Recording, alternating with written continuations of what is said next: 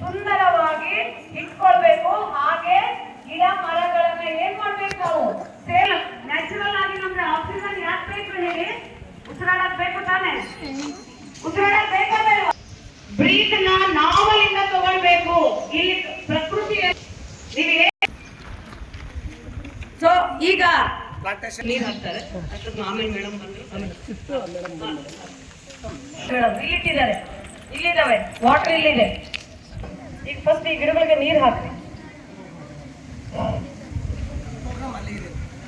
ಅಂತ ಹೇಳ್ತಾರೆ. ಎಲ್ಲಿ ಸ್ವಚ್ಛತೆ ಇರ್ತದೋ ಅಲ್ಲಿ ದೇವರಿರ್ತಾರೆ ಅನ್ನೋದು. ಹಾಗ ಅಧಿಕೃತವಾದ ತಗೋಬೇಕು ಟೀಚರ್ ಬೇಗ.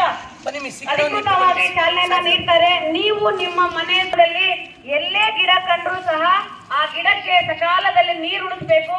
ಪ್ರಾಣಿ ಪಕ್ಷಿಗಳಿಗೆ ಸಾಧ್ಯವಾದ್ರೆ ದವಸ ಧಾನ್ಯಗಳನ್ನ ಮನೆ ಮೇಲೆ, ನಿಮ್ಮ ಟೆರೆಸ್ ಮೇಲೆ ಅಲ್ಲಿ ನಾಚಿಕೆಗಳನ್ನ ಇಡಬೇಕಾಗ್ತದೆ.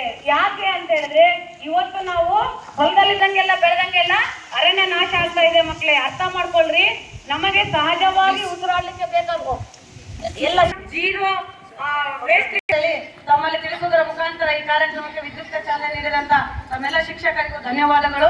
ಈಗ ಕಾರ್ಯಕ್ರಮವನ್ನ ಅರುಣಾ ಮೇಡಮ್ ನಡೆಸ್ಕೊಡ್ತಾರೆ. It's with a great joy and gratitude that I welcome each and everyone on a special occasion. We all know that it's a very special occasion that